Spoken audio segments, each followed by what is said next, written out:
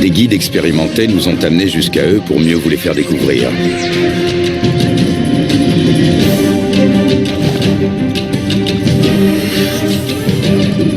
Les 5 grands animaux d'Amérique du Sud. Le jaguar,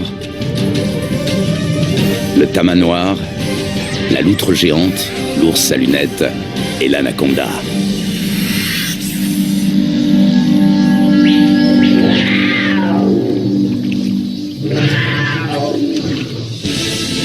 À l'époque où les safaris étaient synonymes de chasse pour quelques privilégiés, il fallait plusieurs semaines pour rallier l'Amérique du Sud depuis l'Europe. Désormais, cela prend à peine une journée en avion. Notre voyage nous emmène dans le nord du continent, vers un animal aux dimensions colossales et à la force herculéenne. La Guyane est connue pour ses eaux abondantes. C'est dans les rivières que vit l'imposante anaconda.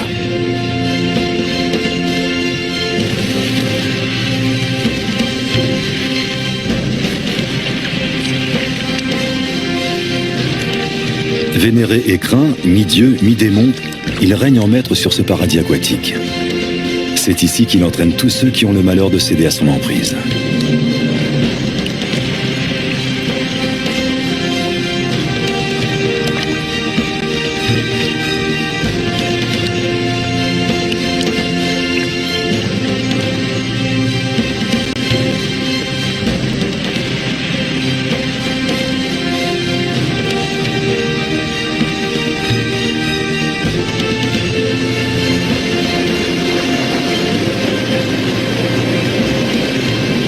L'eau est l'élément essentiel de son habitat.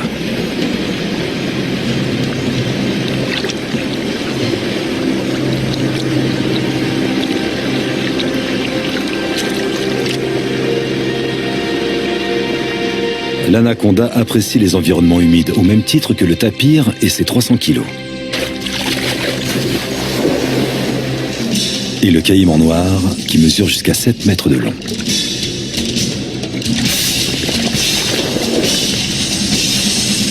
Pour les capybaras, partager le territoire des anacondas n'est pas de tout repos.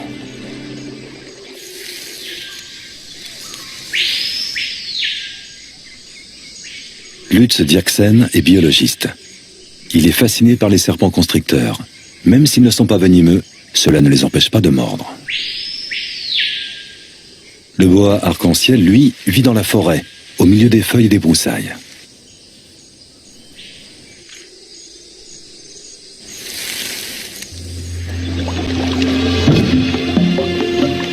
Dès 4 heures du matin, nous avons commencé à charger les 3 bateaux avant de nous mettre en route à la recherche du grand anaconda.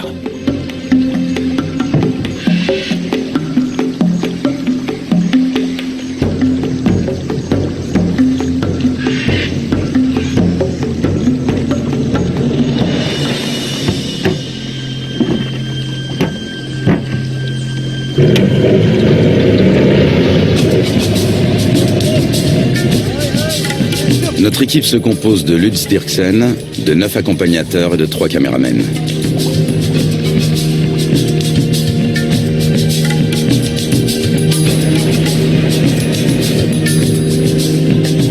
Même en pleine saison sèche, le niveau de l'eau est toujours très élevé. C'est de plus en plus souvent le cas ces dernières années. Pas un seul banc de sable isolé où les animaux pourraient prendre le soleil. Apercevoir des anacondas s'annonce difficile. Le grand anaconda, aussi appelé anaconda vert, vit à l'est des Andes, près des grands systèmes hydrologiques. On connaît bien la vie de ces serpents dans les zones marécageuses du Venezuela, les llanos.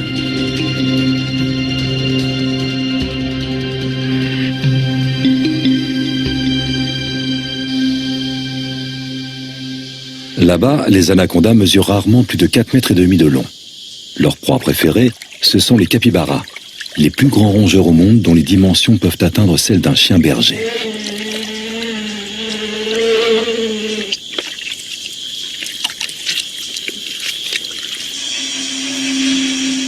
Pendant la saison sèche, la savane se transforme. Les lacs deviennent de vastes champs de boue durcie.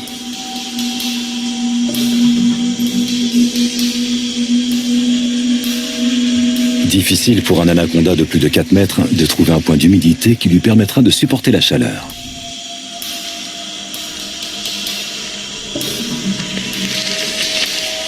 Les petits spécimens ont moins de mal à survivre.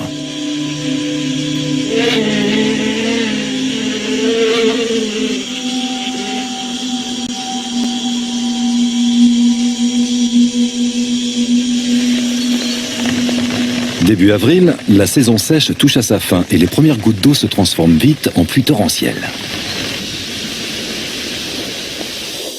En à peine quelques jours, les étendues asséchées se gorgent d'eau.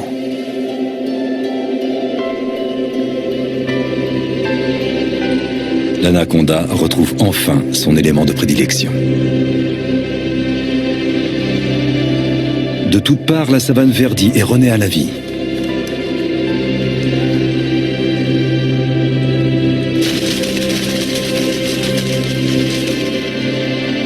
Les anacondas qui vivent au bord du fleuve sont différents de leurs congénères de la savane. Ils peuvent mesurer jusqu'à 9 mètres de long. Contrairement à leurs congénères vénézuéliens, on sait très peu de choses sur leur mode de vie.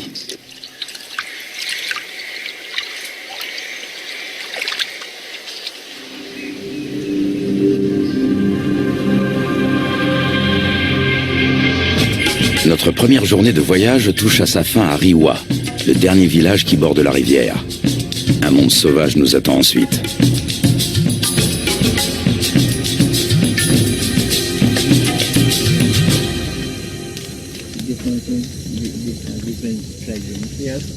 À la lueur du feu de camp, un vieux chasseur nous raconte la légende du matapi.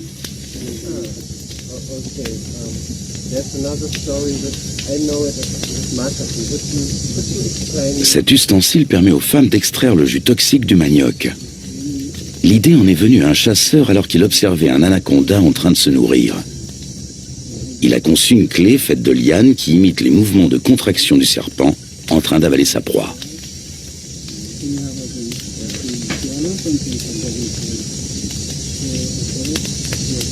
Fascinant. Tout autant que le ciel qui brille de 1000 étoiles au-dessus de nos têtes.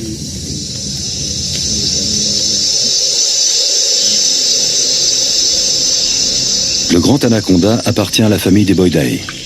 Il tue en enroulant étroitement son corps musculeux autour de ses victimes jusqu'à ce qu'elles meurent étouffées.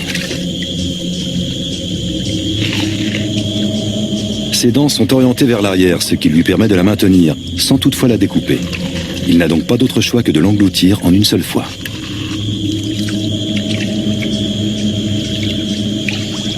Sa mâchoire et son corps sont capables d'une extraordinaire dilatation.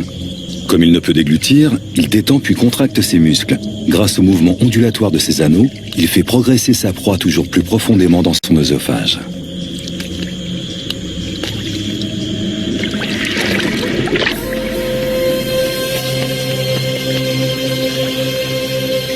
Un groupe de becs en ciseaux prend son envol dans la lumière du petit matin.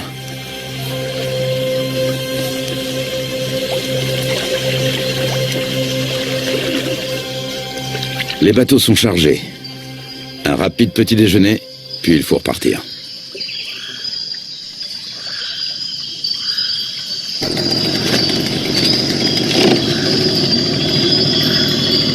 Encore 3 longues journées de bateau nous attendent.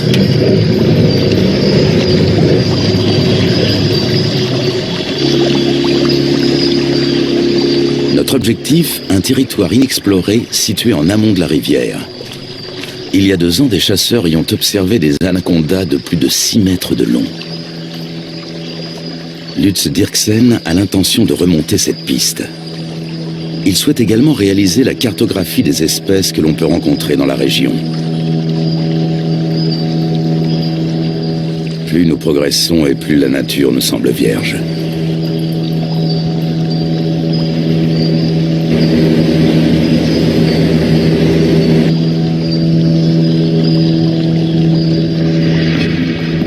Avec un tel niveau d'eau, les caïmans noirs ont bien du mal à trouver un endroit où se prélasser. Les plus gros spécimens, eux, ont trouvé leur place au soleil.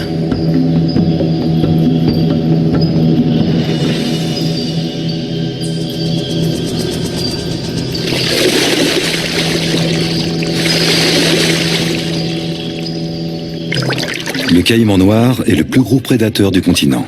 Ses mensurations, 7 mètres de long pour 100 kilos.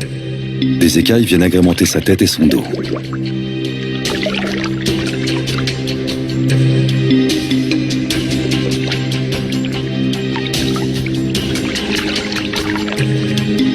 La peau cuirassée de son ventre et de sa gorge est particulièrement épaisse et dure.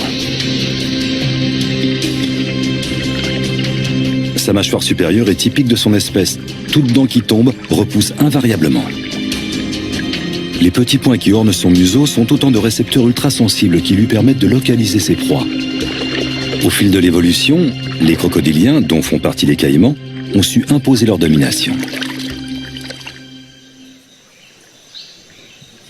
Après plusieurs heures de trajet, une pause est la bienvenue.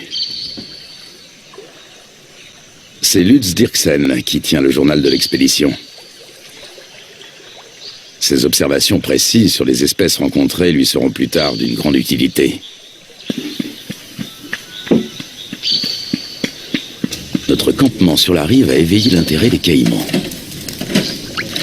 Prudemment, mais non sans une certaine curiosité, ils viennent y voir de plus près.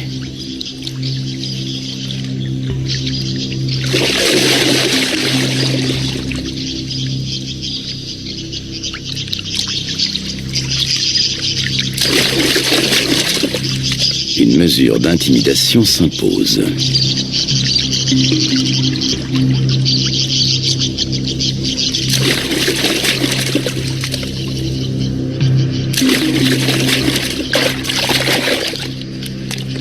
Dans l'eau, le caméraman se fait tout petit.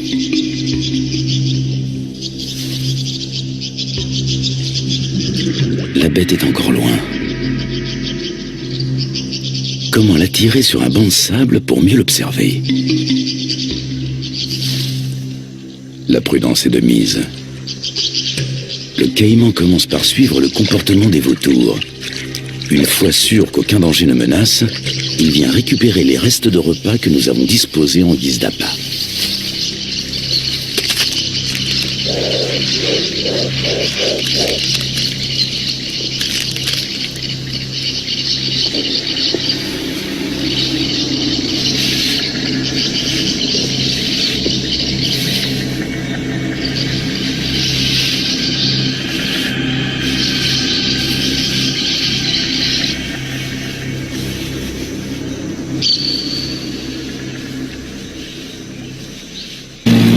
Le voyage reprend à bord de nos 3 bateaux. Dans ce virage, la rivière a creusé une profonde entaille dans la berge et coule désormais tout droit. Des vestiges de l'ancienne berge se dressent encore au milieu du courant qui se renforce. Les moteurs des bateaux sont soumis à rude épreuve. Les limites des rivières sauvages varient souvent, formant de multiples bras morts et des étangs.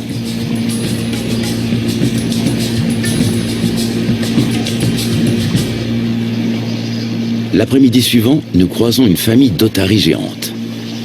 Les Indiens les attirent grâce à un cri bien particulier.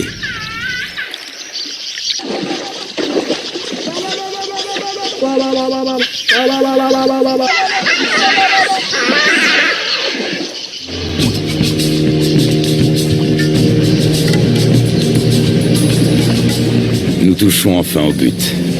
Il ne peut s'agir que de l'endroit dont les chasseurs ont parlé. C'est ici que nous allons nous établir pour partir à la recherche des grands anacondas. Nous remontons notre équipement aussi loin que possible de la rivière. Par temps de pluie, les eaux peuvent monter très vite.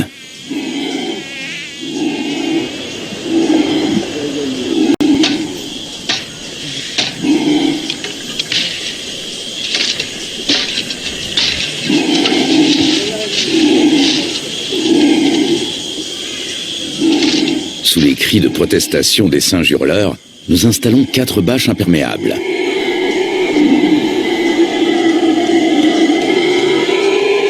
Une bâche pour la cuisine.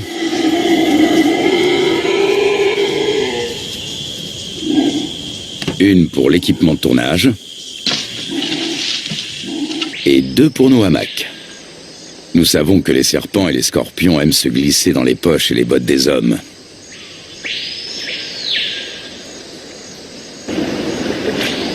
Du poisson frais vient compléter nos rations de riz, de pâtes et de haricots.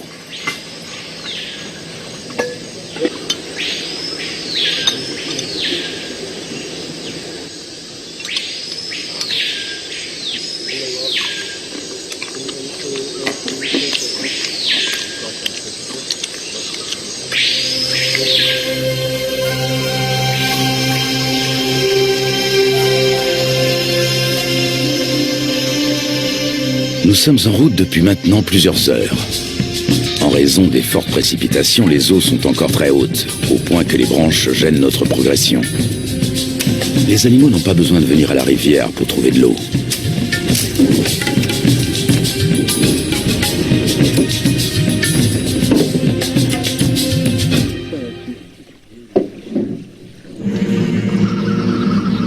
Durant la saison des pluies, les anacondas suivent l'eau jusque dans la forêt.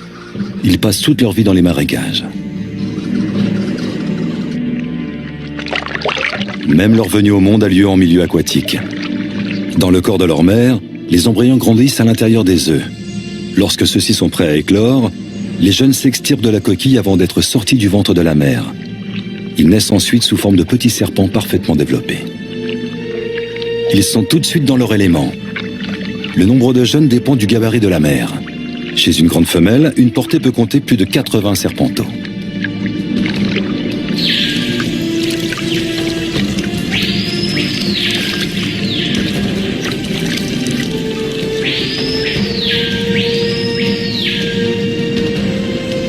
Selon les légendes indiennes, les petits dévoreraient leur mère.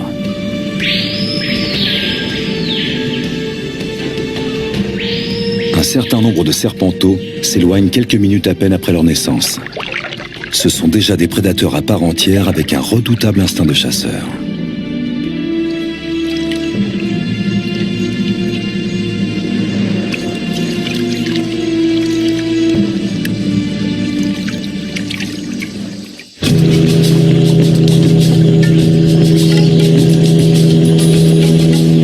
Pour son bain de soleil, cette iguane a choisi une souche d'arbre.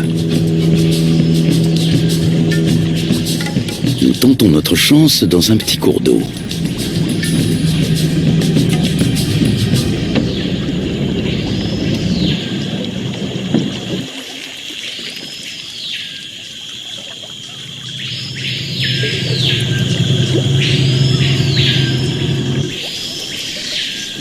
Aux aguets, notre capitaine a repéré un mouvement et attrapé le responsable.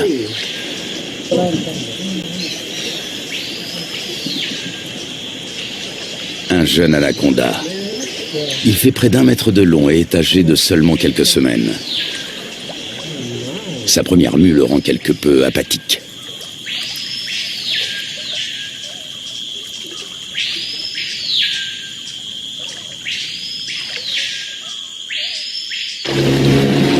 De retour à bord du bateau, le soleil se fait brûlant. La saison sèche semble enfin arriver. Il faudra toutefois attendre plusieurs jours pour que le niveau des eaux baisse.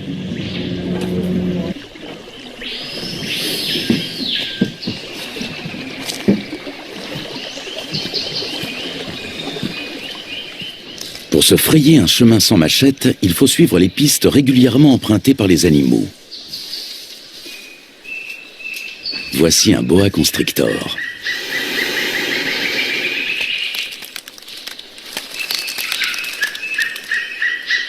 Nous sommes trop grands pour lui servir de proie, mais cela ne l'empêche pas d'essayer de nous intimider. Lutz Dirksen connaît bien le comportement des serpents. D'une main experte, il attrape doucement mais fermement l'animal derrière la tête. Le boa constrictor est un cousin terrestre de l'anaconda. Celui-ci mesure près de 3 mètres. Il s'agit clairement d'une femelle.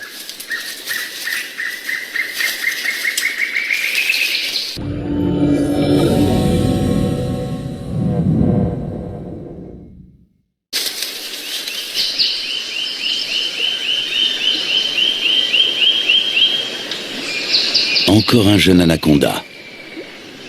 Lorsqu'ils sont âgés d'à peine quelques jours, ils se montrent particulièrement agressifs.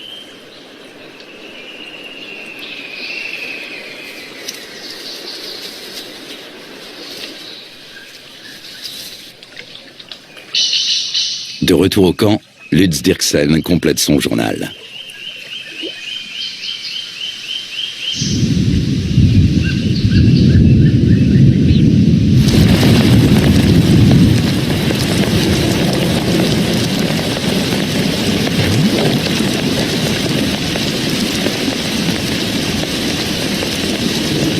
Ces 4 dernières années, la Guyane n'a pas connu de saison sèche normale.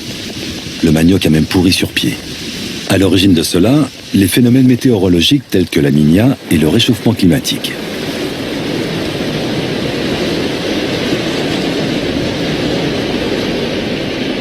Des pluies torrentielles viennent grossir les cours d'eau. En quelques heures à peine, le niveau peut monter de plusieurs mètres.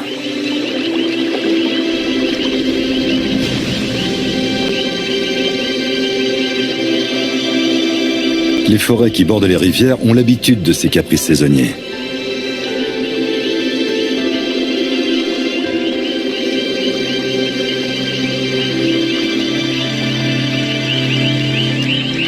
Les caïmans suivent eux aussi l'eau dans la forêt.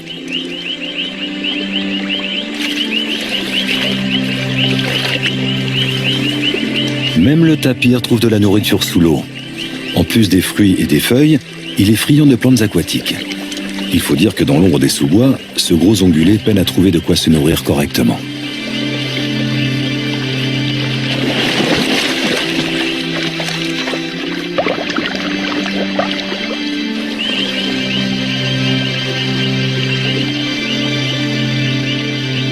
D'autres, en revanche, tentent d'éviter l'eau.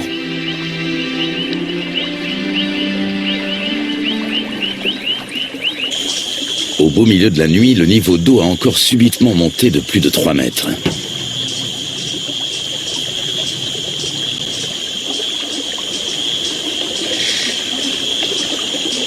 Nous sommes parvenus à mettre en lieu sûr la plupart de nos provisions, et surtout nos bateaux.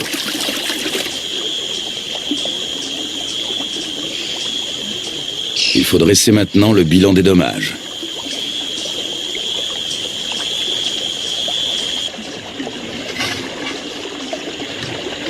Tout est humide, voire trempé. Même notre matériel de tournage doit être séché.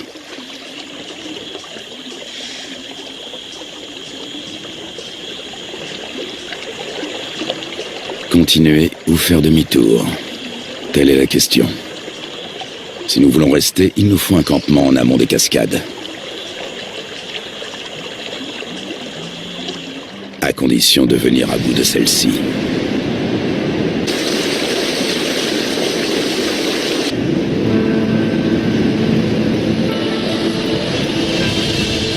Rapides et cataractes sont fréquents en Guyane. Ils forment un habitat aquatique à part.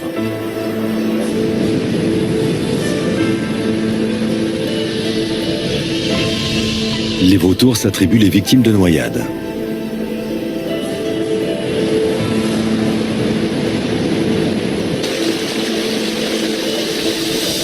Dans les zones plus paisibles, les hérons se régalent d'escargots et de petits poissons.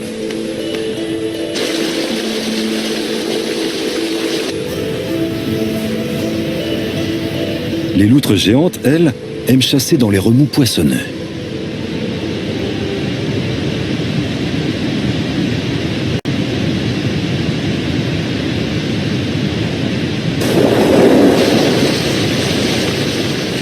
C'est là également que l'oiseau serpent vient pêcher de petits silures.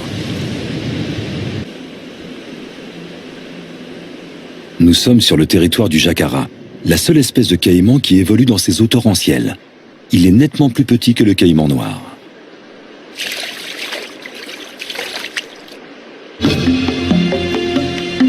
Après en avoir débattu, la décision est enfin prise. L'équipe va se séparer.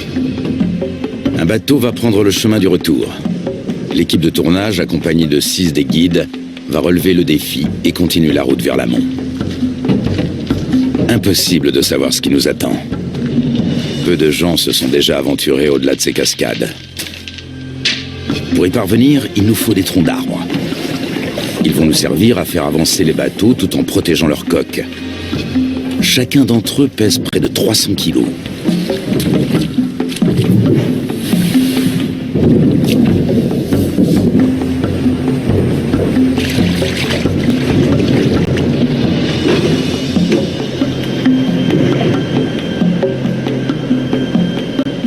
Kurt Dirksen repère un cousin de l'anaconda. Il s'agit d'un Corallus ortulanus qui vit dans les arbres.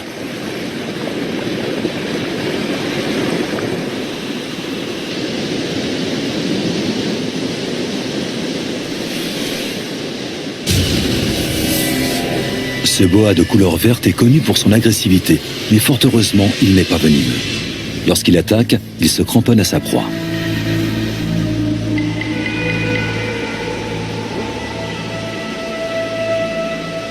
Au niveau de sa lèvre supérieure, on distingue ses fossettes sensorielles. Il s'agit de détecteurs de chaleur qui l'aident à repérer ses victimes, même de nuit.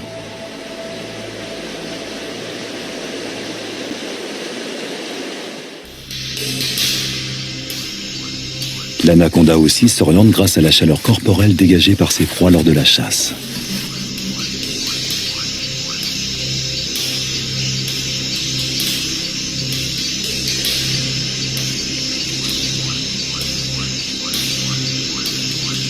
Peut-être distingue-t-il le paca comme à travers une caméra infrarouge.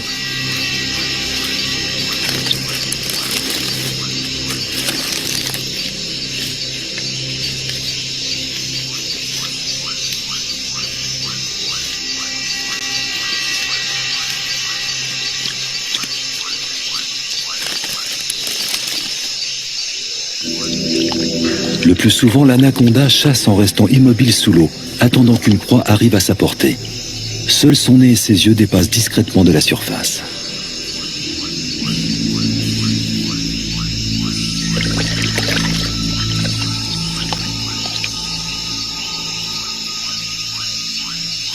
Avec sa langue fourchue, il détecte la moindre odeur.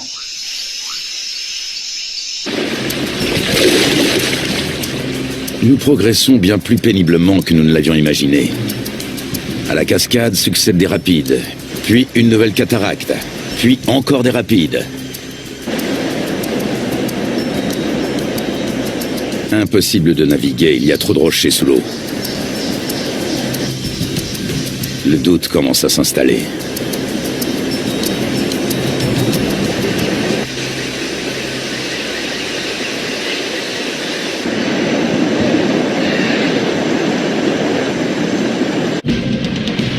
Dans le cours supérieur, les eaux sont particulièrement impétueuses.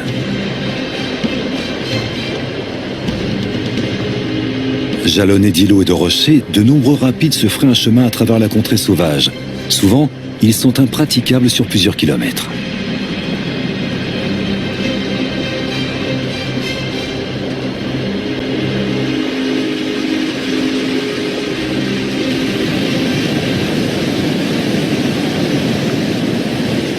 Les jacaras ont compris que les poissons leur tombent directement dans la gueule pour peu qu'ils se placent au bon endroit.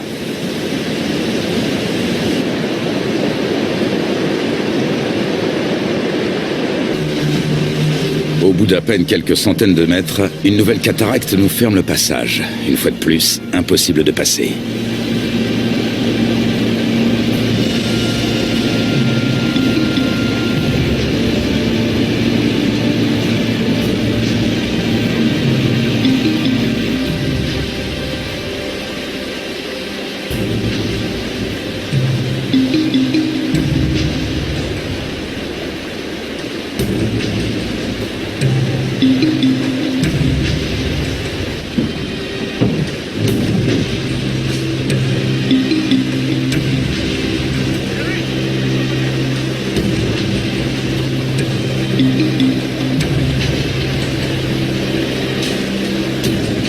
Nous progressons lentement.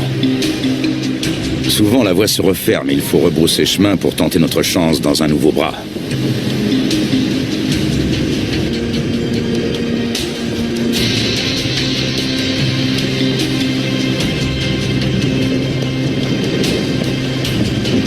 Il nous aura fallu une journée entière pour parcourir 500 mètres.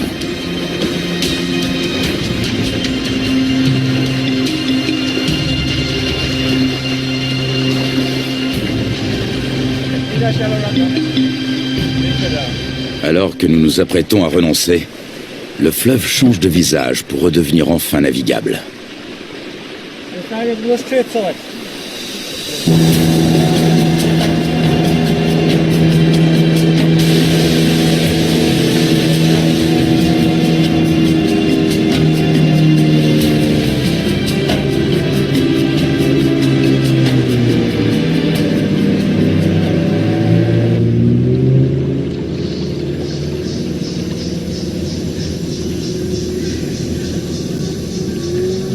Devant nous, la rivière se dédouble. Un monde intact nous attend.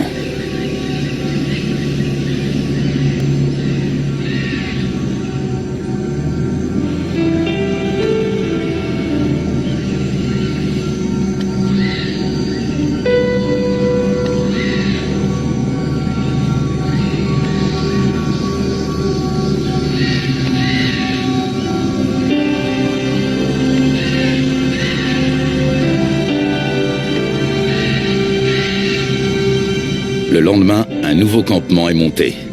Cette fois, nous espérons être à l'abri des eaux.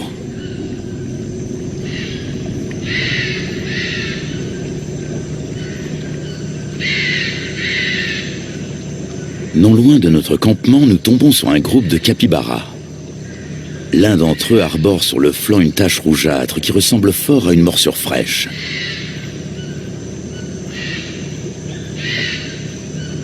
Les rongeurs ne semblent pas gênés par notre présence. Ailleurs, ils se montrent plus farouches. Ici, ils ne redoutent que le jaguar et l'anaconda. Et puis, au milieu d'un enchevêtrement de branches, il est là, immobile. Il a pourtant perçu notre présence depuis un bon moment.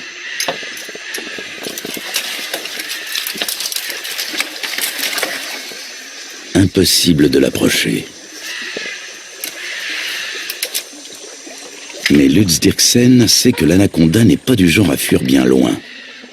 Il retente sa chance. Une prise solide au niveau de la tête, une autre à l'endroit le plus large du corps, et le serpent ne peut plus lui échapper.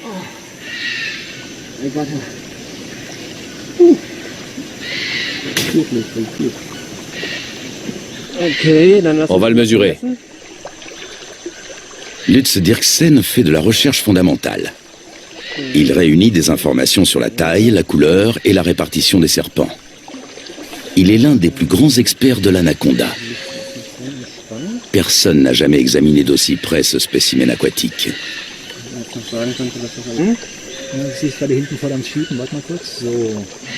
La taille de la tête permet de déterminer l'âge. Plus la tête est importante comparée au corps, et plus le serpent est vieux. À présent, Lutz va déterminer son sexe.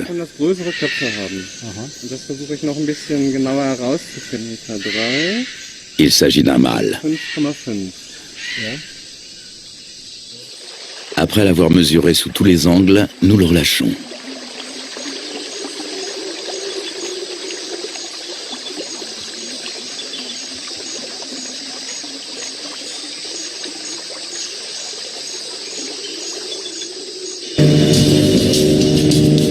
Les jours suivants, notre quête d'un spécimen de grande taille se poursuit.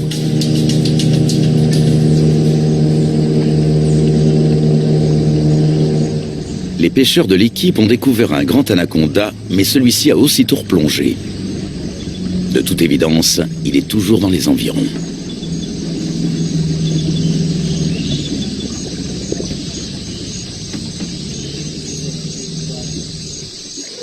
Nous décidons de passer le coin au peigne fin.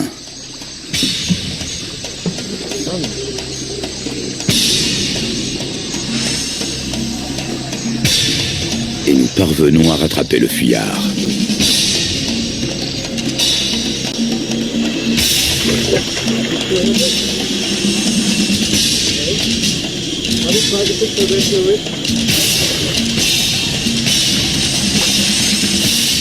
Ce serpent va à son tour être mesuré.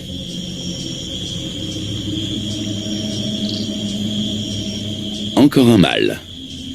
3,30 m de long. Les anacondas mâles sont bien loin d'atteindre la taille des femelles.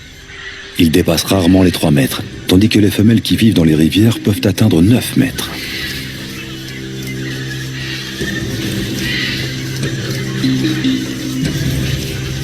Les mâles trouvent les femelles prêtes à l'accouplement en suivant les phéromones qu'elles émettent.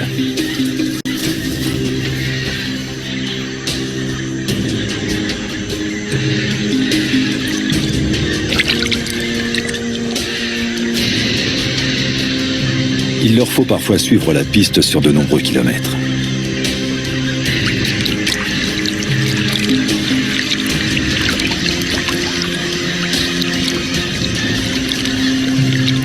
Il arrive que plus d'une douzaine de mâles s'enroulent autour d'une même femelle.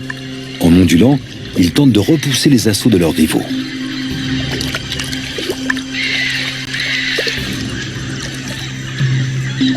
La femelle s'accouple ainsi avec plusieurs mâles.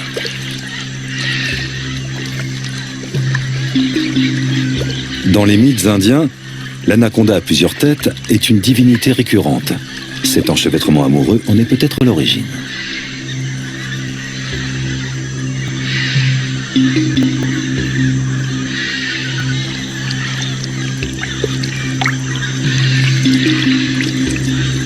L'accouplement peut durer jusqu'à 4 semaines.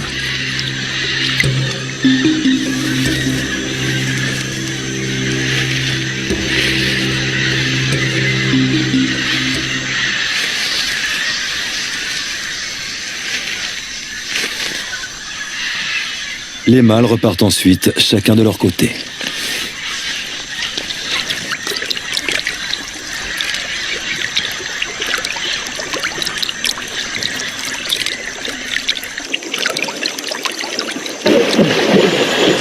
Soudain, nous faisons une découverte de taille.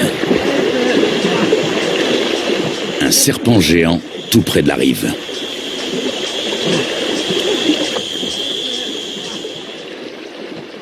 Même à 4, nous avons du mal à le maîtriser. Son corps n'est qu'un unique et gigantesque muscle d'acier flexible.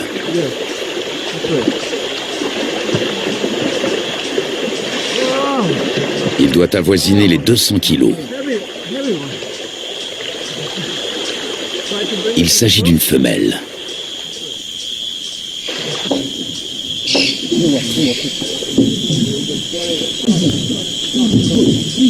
Sur la berge, nous pouvons la mesurer en toute tranquillité.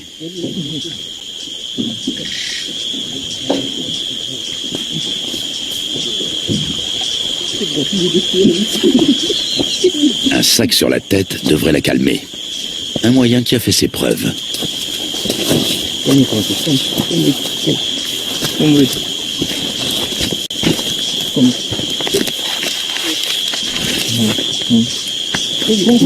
Nous parvenons à la ramener à terre sans trop de résistance.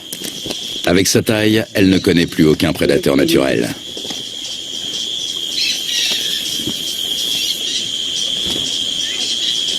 Certes, elle n'est pas venimeuse, mais elle sait se défendre.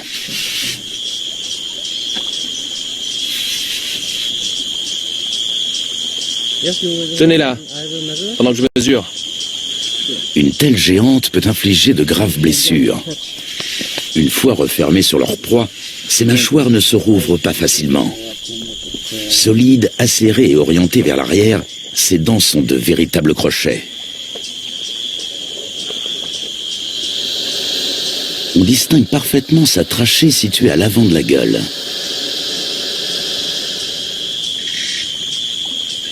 Elle lui permet de respirer pendant qu'elle avale lentement ses victimes.